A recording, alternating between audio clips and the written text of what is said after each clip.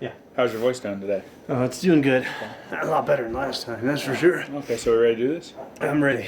Okay, so welcome everybody. I'm Hank B. This is Josh T. We'd like to welcome you back. For those that saw us the first time, you know what we're on about. We're going to be doing a review of the Witcher episodes 1 through 4. Not so much 1 because we already discussed that already, but it is part of the first half of the season, which is 8 episodes long. I forgot what I said the first time. We do thank everybody that viewed the show on YouTube, and we hope more people will come. And if you have comments, feel free. We'd also like to apologize because we know we talked about there being email addresses up here and things like that, and apparently a little bit of a technical snafu. We didn't have them the first time, but we are trying to get that better the next time. We did have a person on the YouTube channel that left us a pretty good, pretty detailed discussion back about some of the points that we brought up. She didn't agree with everything we said. It was just about everything we said. Some of it. She didn't bring up anything about the bottles. But I do want to thank her about pointing out the sword. Like, one of my questions I had was about what's up with the Witcher's sword. He's only got one, whereas the silver one, things like that. And after reading what she said, I went back and watched episode 1, and I felt that I found it a couple times. And then I watched 2 through 4, and I was like, where the hell is the sword? I couldn't find it again. Until I watched something on episode 2 for a third time, and that's when I found a clear picture of both swords. I was like, awesome, they actually showed both swords, at least both hilts. So that was good to know. Damn, I only seen the second sword. I think it was the 4th episode before he went and fought the Strega. No, it was when he was in the bar when he met the Bard. The Bard even mentions it. Hey, yeah, both your swords right there, and we kind of showed in the background like both hilts are right there. I was like, damn, yeah. I don't know how I did that, but yeah, that's why we're doing this, because everybody misses something, and like we want to bring stuff up, discuss it, maybe have other discussions with other people, and just give you our opinions on this. Yep. And then one of my arguments with yours on the water depths. You know who you are that left this big long message about judging from different depths and stuff like that. That you didn't agree with that. I wanted to point out one thing is that when they first pop up out of the water, they land, they go straight up, straight down. And the beast, I forget the name, he swipes at the doe and injures the doe as they're landing. So that's actually really close to shore where they landed. So it's a straight up, straight down thing.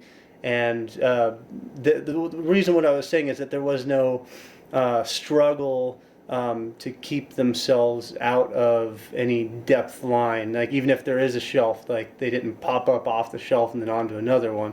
There just was no struggle to stay out of a deeper zone in that water. And that's what I was saying. Like you were saying, there's level depth changes. But if you look on that spider creature, all of its legs are planted very well, like the ones in the very far back all the way up to the front. There's the ones in the back aren't, reaching down deeper to keep itself up from a deeper level. So, and many people agree with me on that part. But everybody's got their agreements and disagreements and different opinions. Viewpoints. I mean, different. He's like, you didn't see that he actually did cut off one of the arms on the. Yeah, no, I've seen it. It's just I expected more to be cut off. That's fair. That's fair. I mean, it had 8 of them. I don't know, because as soon as it looked like a spider, I kind of tuned out because I don't like spiders. Yeah. So I like how everything in this show, from what we've seen so far, has got a spider kind of theme to it. It's like, thanks, guys. Yeah, but let's continue with this. But yeah, no, I would like to hear back from this person again about this video to see what they think of some of the things we say, because obviously they care a lot about it. One comment they did have, and this will probably be the last one I bring up for this, is they commented about how if we researched all this stuff, we would know all the history and all this stuff like that. But the idea of watching a show on Netflix and just picking it up is that I really shouldn't have to do all that research. If I want to later on, I can, because I've had enjoyment from it. But going into any show, any movie, I'm expecting them to tell me a complete story. Granted, they might get there eventually. But it doesn't mean I can't have expectations and concerns and quandaries and. It's basing it off of what you see. Yeah, we're basing this strictly off of what we're seeing. Like, we have not seen, a lot of people have seen the finale of the first. We haven't watched it. We wanted to do this, and we've come into this. We've only seen 1 through 4. So, like, legitimately, when we talk about some of these questions we have, it's because we've only seen 1 through 4 because we wanted to do this fresh. Very fresh. And speaking of questions, the first thing I would like to bring up is, did any of your questions from our previous episode concerning episode 1 get answered in 2 through 4? I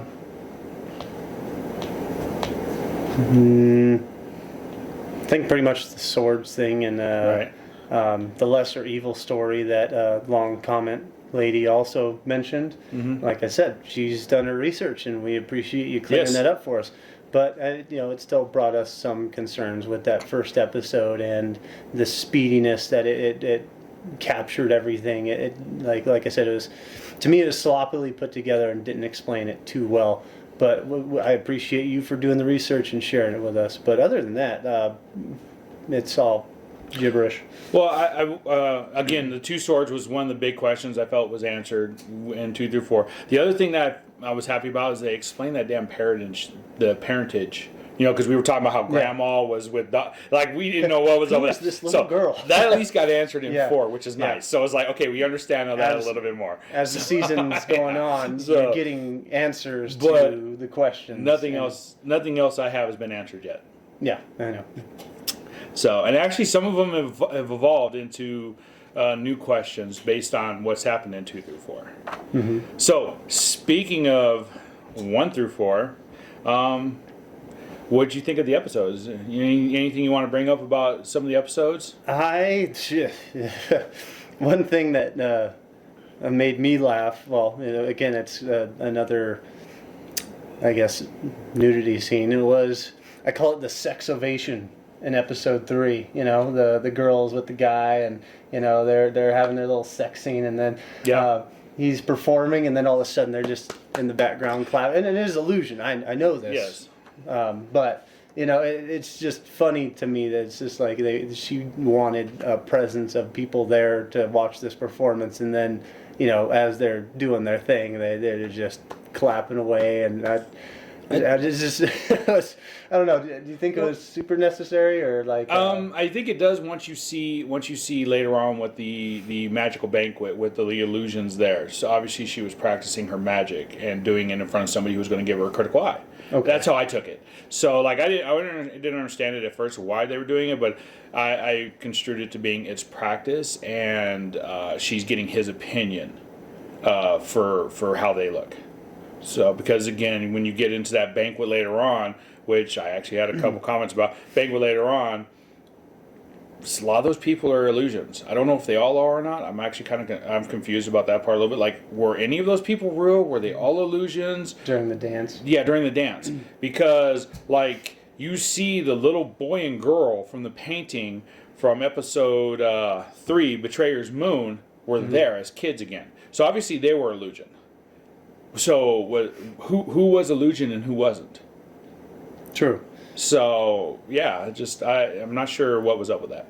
I couldn't. I think I even missed the boy and the girl on that one too. Oh, yeah, I was I caught watching that. people dancing, and her, or the first chosen one to go up from the sorcerer's. What do you call that? I forgot the name of the one that Yesenia came from.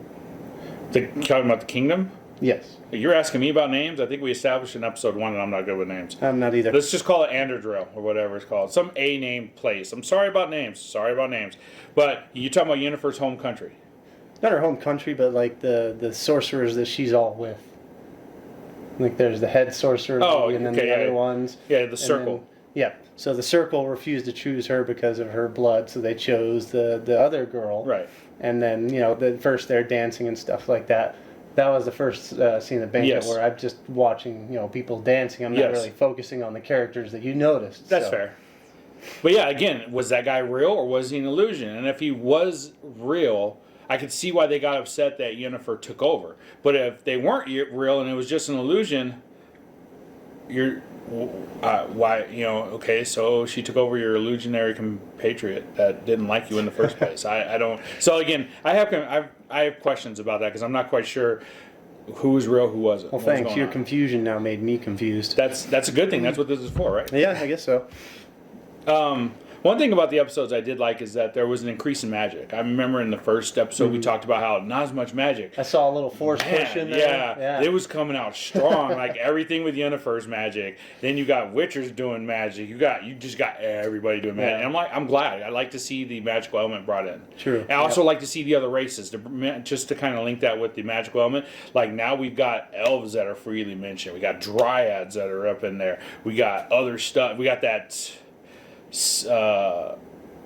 Minotaur looking dude. Sylvan? Sylvan, something like that. Yeah, so like the goat ram. Yeah, man? the goat ram dude. We're starting to get some other races in there, which is nice. So I really like that scene where they're fighting with the goat man, the goat ram man, Sylvan, when they're fighting and everything like that, and he's like, did your mother fuck a goat? And and then he goes and then he pulls his hair. Did your mother fuck a snowman? That's what made me laugh. I chuckled at that a lot. We're gonna bleep out kind of when we curse, but if we're directly quoting the show, we're not gonna bleep that out. And again, if I didn't mention it before, there are spoilers in this. So if you have not seen the spot, yes, we're a little deep into the episode, but spoilers. Turn us off now and come back later, but spoilers. And Yes. we'll even put it, in the comments, spoilers. It's always meant to be spoilers. It was pretty cool. The elves were interesting. Again, we're going to be all over the place because we're talking about the episodes. The elves were interesting. I had a friend who brought up an interesting point. What is his name? Davri?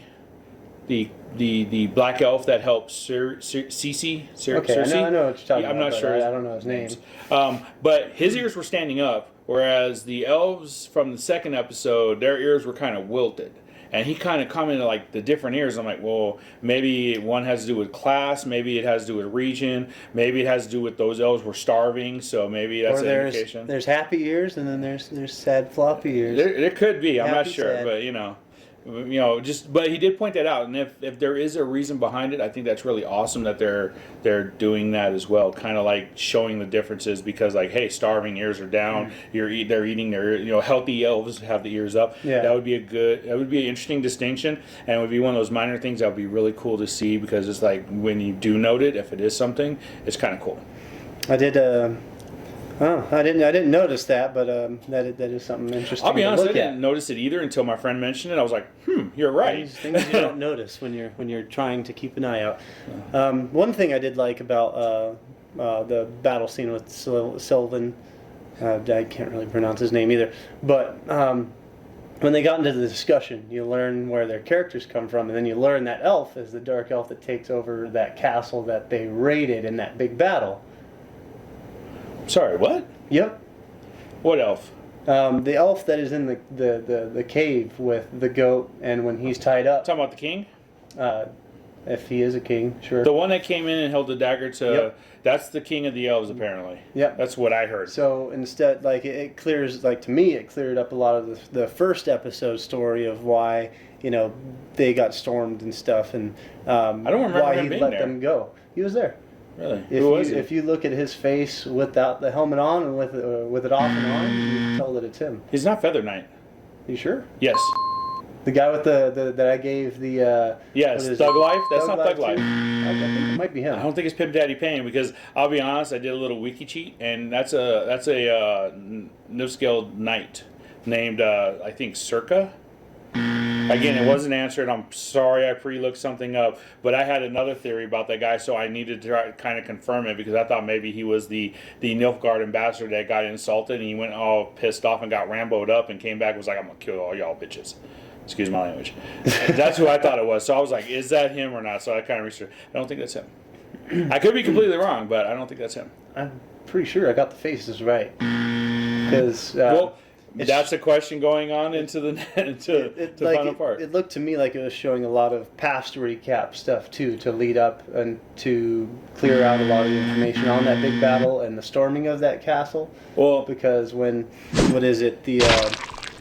the daughter gets wed to the hedgehog guy, I didn't know Sonic was going to be in this. I thought that was a movie coming out later on. Well, when she gets married to that guy, Yeah. that portrays stuff that's in the past. Dude, okay, so honestly, like, here's where my big thing about 1 through 4 is I'm confused, because it almost looks like we're looking at 2 to 3 different timelines, because everything you've seen involving The Witcher took place before episode 1. Everything. I think so. Everything. Because he doesn't meet the Bard until episode 2. The Bard takes him to the party at episode 4, which is like 16 years before the castle gets raided.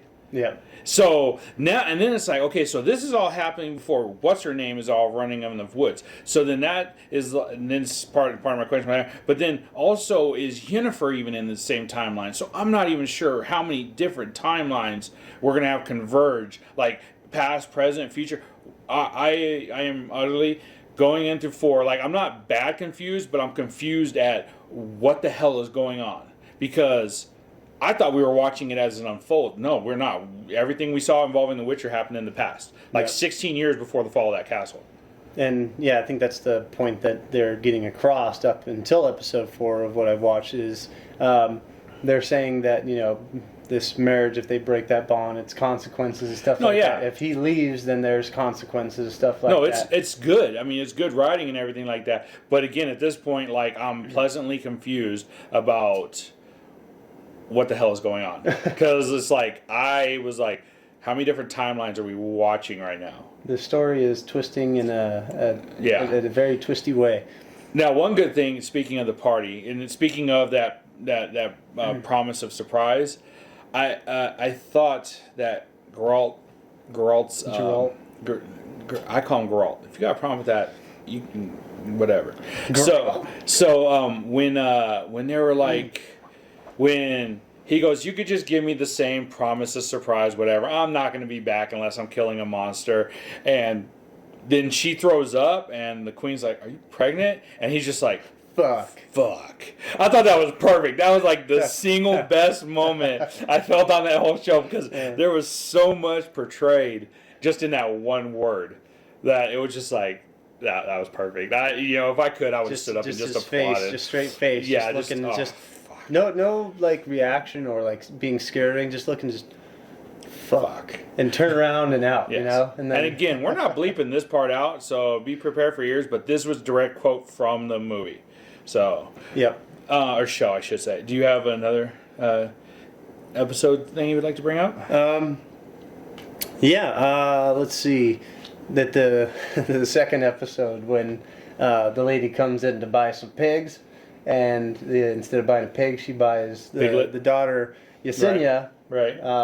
For what is it, 4 marks, right? And he was going to sell a pig for 10. Yeah. And I was just like, dang, that is harsh. Yeah. Well, I mean, she was that wasn't his daughter. It's not his daughter. Not his daughter. Remember, his dad. She's a. I don't think that dad was the half elf. I think that's. Oh, okay. Maybe that's why he didn't care, and also it's a deformed daughter. Probably has no hopes of marrying off, because the wife was, or whoever she is, like, no, I'm not her daughter. He's like, that's not a daughter of mine. I thought he was saying that because like he's being fucked up because she's deformed. I thought that at first too. A Peter Dinklage sort of thing. I'm glad you brought up Peter Dinklage. No, I have a reason for saying that, and it's no shade on Peter Dinklage. I want to do my Peter Dinklage thing real quick, and then we'll come back to Piglet. In the scene where the high society woman in the tent, like, oh, you need some shoes, and it's like, hey, give her your shoes, right? I so wish that, because I just imagine when I first saw that like Peter Dinklage would just turn around and be like, what is she gonna do with my shoes? My feet are obviously too small for her. Like, I just wanted Peter Dinklage to like put her in her place and just be, instead of what we got, which I was still pleased with how that ended. But it was just like, I was totally like expecting Peter Dinklage to come and just smack a hoe, just. When that camp got raided, he smacked a hoe. Sure. That dude, he did what he needed to do. But you brought up Peter Dinklage, so I had to mention that one. But you talked about Piglet. Yeah, no, I don't think that was her daddy, because I didn't catch that at first. Like, no child of mine, I thought it was because of the deformity as well. But then later on, when she revealed the quarter elf, whatever she is, then that makes me go, oh, okay, that's why dude was willing to get rid. Yeah, no, that makes sense to me too. And also, he probably had no hopes of marrying her off. He probably was looked down upon because of what she was. Yeah, he didn't have any hopes for her being any attractive at all. But now, well, I mean, she was very interesting even like that because I'll be honest, I really like the growth of Yennefer. Like how she started, because she still had a bit of a strong will, being what she was. She went through crap, and then just like she's developed into a very strong-willed, very powerful, very independent caster in her own right. And I really like the. I'm pleased with watching that story progress. So yeah. And speaking of Yennefer, I am totally glad that she bailed on that queen.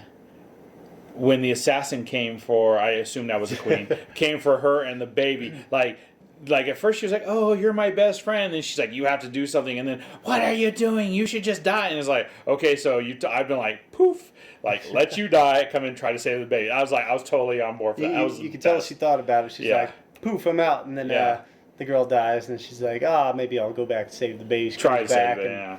But no, that was totally like I was so glad she just abandoned her because that lady. I have a question about the blade on the assassin. Yeah. When he threw it, you could tell that it went through them. Was it like an enchanted blade that like dissipates or something like that, or did the blade and the hilt and everything just go straight through her and the baby and whatever? Maybe it was because I don't know. I honestly don't know. Maybe it was just the way he threw it. It kind of like went through her top without getting her, and then maybe nicked the baby. Because I mean, it did look like a nice long blade, but when she's in the water, it's not sticking through her back still or anything. No, I think it went through her. And So I don't know on that one.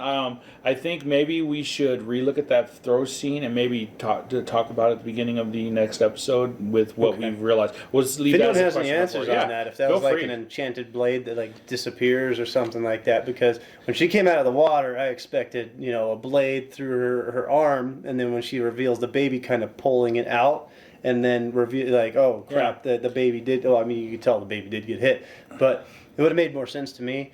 Instead of the blade just going straight through him like a bullet shot. I didn't see any effects. I kind of played it off as part of the whirlwind effect. So maybe I just missed it. Like visually, I missed it. Maybe my eyes processed all the magic I was seeing as one of her effects and not something with the blade. So I'll go back and relook at that and see what I see. Okay. Maybe at some point we might have it shown down here so you can kind of see the whirlwind effect that he's talking about with the blade going through. It's a good idea, like right there. Yeah, that's what we got these for. Yeah. Bring up another point. Okay, this is actually a pretty cool point, I think. I was reading an article today that talked about that originally, and this goes to like several points I have. Originally, Geralt had a lot more dialogue. Like he was apparently in the novels and things like that, he's way talky. He doesn't shut up sometimes. They actually were so impressed with the way Henry Cavill is portrayed him. They went back and took out masses amount of dialogue because he was, projecting so much through looks, through body stance, through grunts, that they were writing in way more grunts for him. So I think that's awesome that he has taken and kind of revamped the character in a way that works, that is really effective. I mean, like, the writing around the characters, a lot of the characters has been really well. Like when the bard tries to bribe Geralt to come protect him at the party, he gets him with food, wine, women. Yep. I mean, and that's perfect. I mean, we saw evidences of some of his booty calls especially in the whorehouse. Yeah, in the whorehouse. Like so that. I love that they're adding flavor to the character. Mm-hmm. They're really going along with it, and I think they're writing really well. And I think they realize what works and are trying to use what works and make it better than like going. No, I wrote all this dialogue. He has to say all the dialogue. They're just like, no, we're just gonna get rid of it. Yep. So, especially when he walks out of that bar and he looks at the horse and he's like, "Don't judge me." The horse, that was good. The horse kind of does like a little. Whoever trained the horse has done a good job because that horse is good. Yeah. So. All right. Well, on to the next one. Okay. So do you have another point?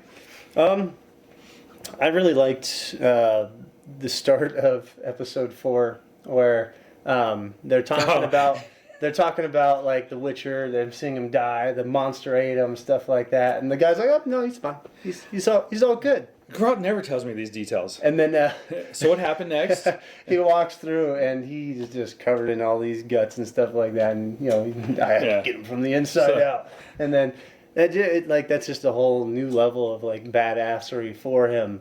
Like to me, like each episode, I like him more and more. Each episode, I like the show more and more. Yeah. And it's a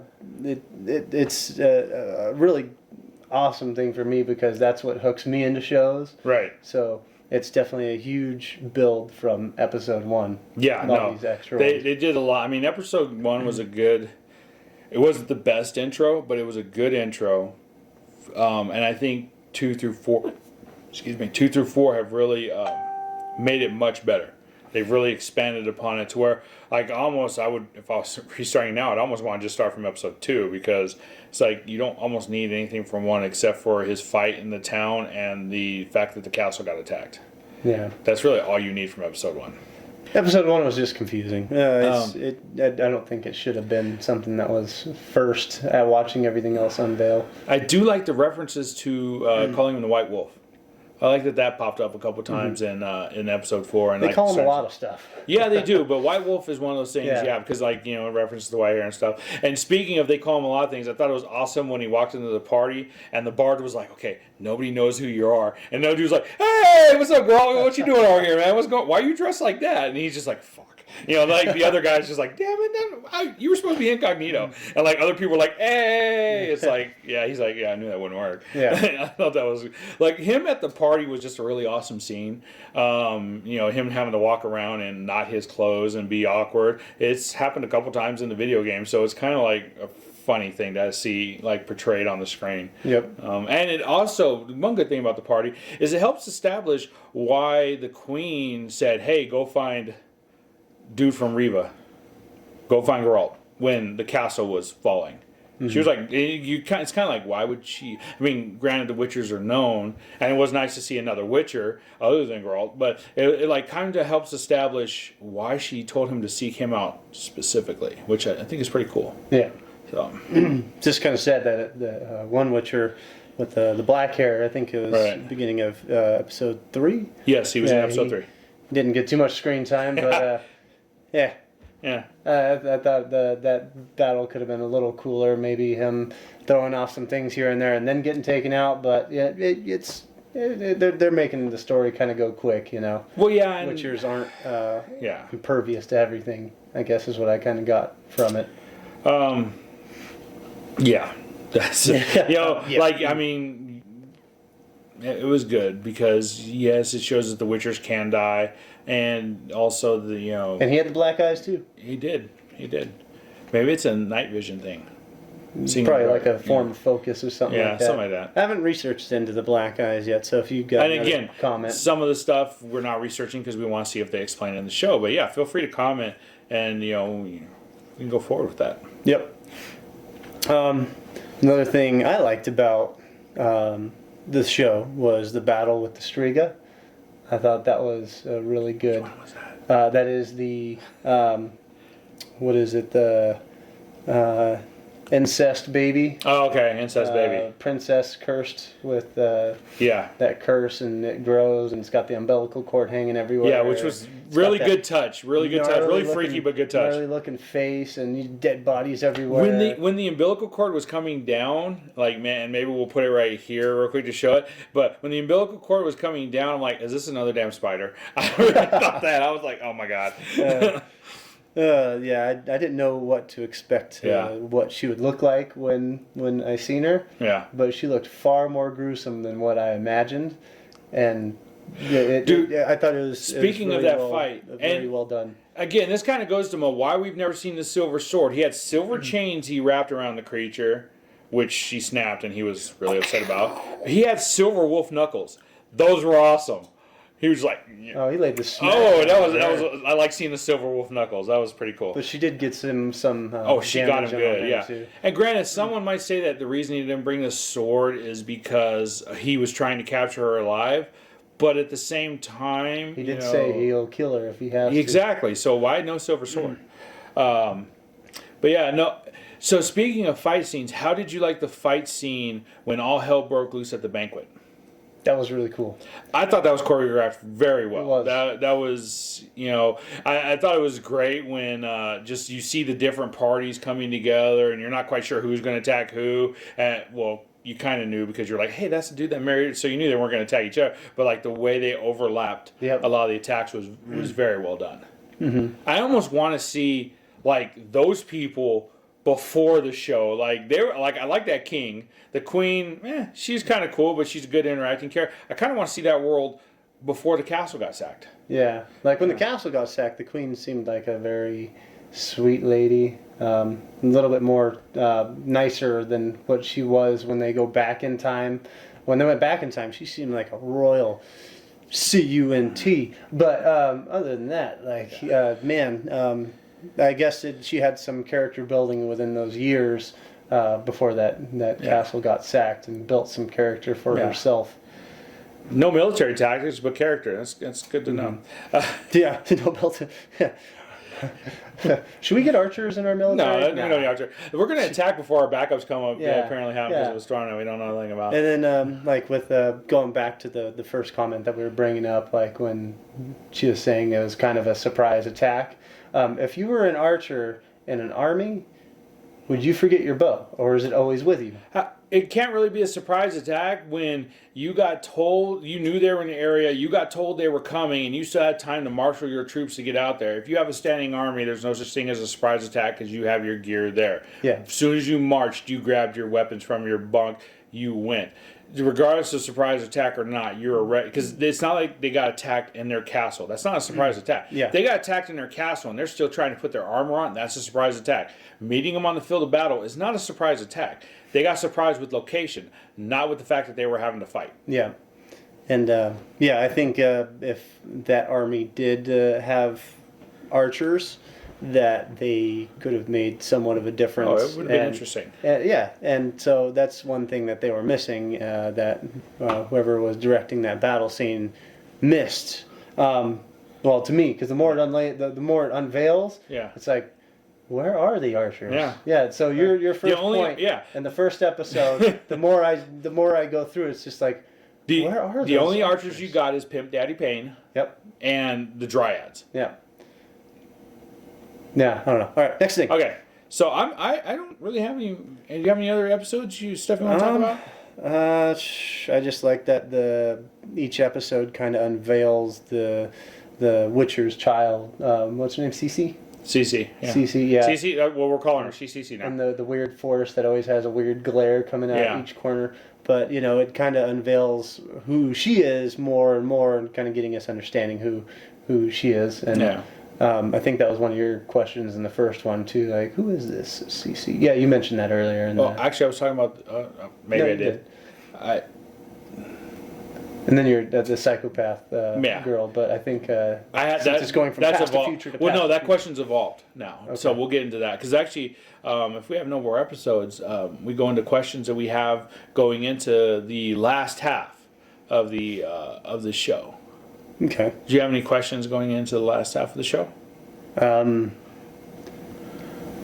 Man, it's hard for me to bring up questions. I question things, but it's hard for me to bring up the questions for them. It's more of like I would like to just kind of see what comes next and have it surprise me and then question it.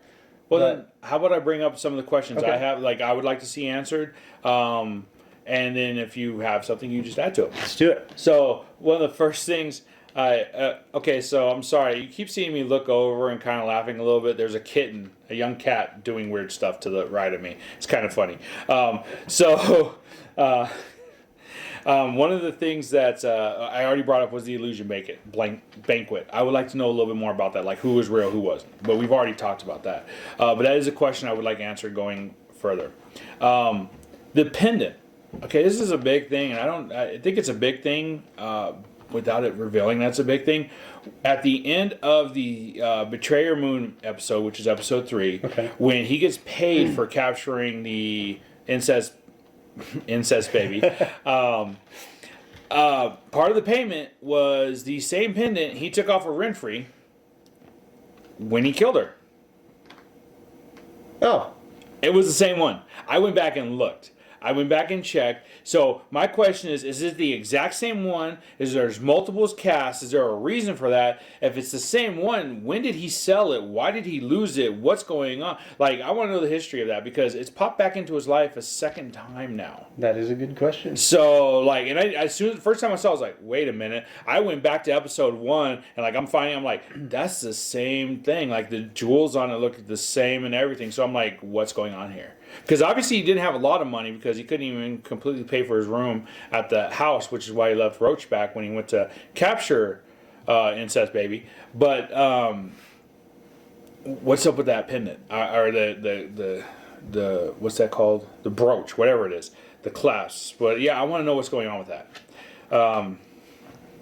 Same here. Again, one of the other questions I have, I've kind of already issued, is the timeline issues. I want to know what's going on with the timelines, like which timelines are we watching, how many different timelines are we? Obviously, we saw Geralt at the end of the 4th episode. I feel it was obviously him. If I'm right, he comes up, he looks at it's the queen, and then he takes off, and then those other people find her and cut off a piece of skin so they could do some divination. So I believe he found her first.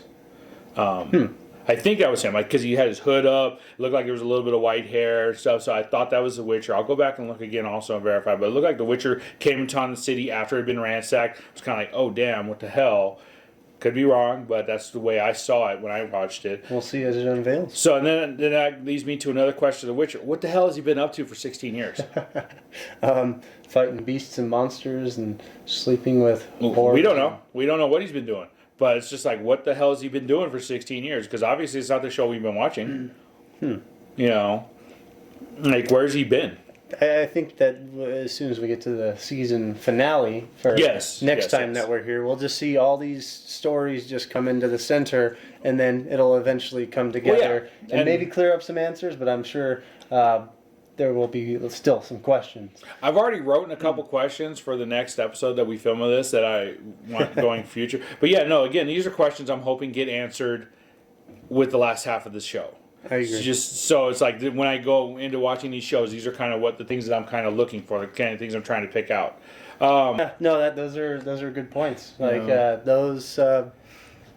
I don't get into the imagination of questioning, but you're bringing them all up. Well, again, this kind of makes me question them too. This is why we work good off of each other, is because I'm a story person. I'm, I have a history in RPGs and stuff like that. I've been a DM for a long time, so like for me, a story a lot of times is a good thing. I've, from video game to tabletop, I've played a lot of RPGs. Whereas you're more into the editing, the graphics, the choreography, and things like that. Yeah. So that's why it's really good that we're bouncing these off of each other. You might have a little bit of extra shadow coming off of this one because I'm seeing it a little bit, but we'll see. It's all right. Yeah, we'll see what happens in post edit. If there's no other questions, how about final thoughts on the first half? Again, episodes 1 through 4 as a whole. Okay. Episode 1 was, like I said, too rushed. It could have been done a lot better. We did have a lot to. Nitpick on that one, where these later ones, I can't say, it kind of, I can't say it rubbed me the wrong way. I thought they were all great. I mean, some things were slightly questionable, but the flow of 2 through 4 was just phenomenal. It felt like I was watching an actual show. I was able to follow along, kind of pick up pieces, especially when it goes from, the future to the past thing, and then it kind of cleared up a few things for me as well. So I thought that kind of flowed a little bit better. But I mean, episode 1 probably could have been made into 2 episodes or something like that, just to kind of make things play out a little bit more smoothly. If I remember correctly, there was rumor mill that they had to redo some reshoots because of a casting change. I could be completely wrong on this. Maybe that's part of the effect of what affected episode 1. Maybe they were already able to fix 2 and 3, but they had to redo something in 1 that maybe threw some things off. I don't know. I'm just that's pure speculation on my part. That's what it was. They forgot the archers. I guess they forgot to recast the archers. That's what it was. Damn Archers Union. Anything else to add at this point? No, I mean, other than watching everything else unveil and Peter Dinklage, stabbing the hell out of that one lady and getting his vengeance and stuff like that. I mean, a lot of things were satisfying. That was the eighth dwarf. That was the eighth dwarf you never heard about from the company who we don't want to say because so they don't sue us. But that was the eighth dwarf, Stabby. Stabby, yeah, you didn't hear about him a lot because he spent a lot of time in rehab facilities. He had a dagger erotica asphyxiation thing, but he just couldn't commit to it. But that was Stabby.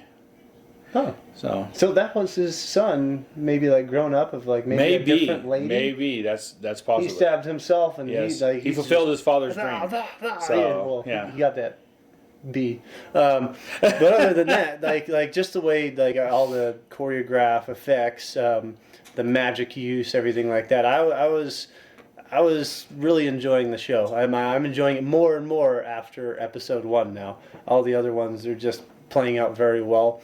And I mean, watching it all, like it kind of makes me even want to play the game. That's fair. Instead of watching someone play, it's like I want to actually play it myself now. Like it's getting that good to where it's enhancing the the feel of that game, because it felt like that game really wasn't as put out there as well as it could have been, because by so many people that play it, they say it's like a really awesome game, kind of like God of War. And my brother kind of, as I watched my brother show it and like play it and stuff like that, it didn't seem like it was something as hyped up as a lot of games are that are junk. It was one of those games. It was definitely one of those games that it didn't need to hype itself. People knew it was a good game. Yeah. It's just one of those things where like it knows who it is. Well, I kind of want to play it myself now. Nice. But what about you? What do you think about it? Speaking of the game, I have thought about restarting Witcher 3 again. I have thought about restarting it because this has kind of got me interested in that again. But for the show itself, I feel at this point it's a really good show. Again, not barring any issues I saw in 1, even with all the questions. Like I said, I feel questions are good. Questioning what's going on with this means that I'm observant of it. I'm seeing some of the details.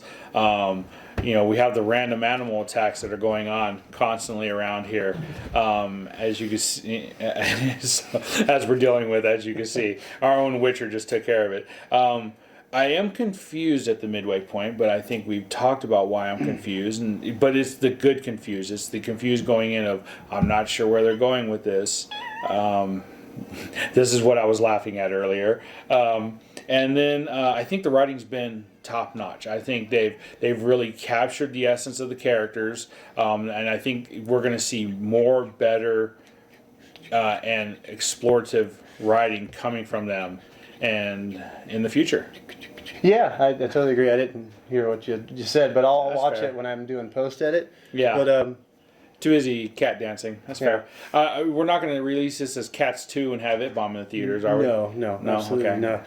And please tell me we're not planning on doing a review of that show. No, absolutely not.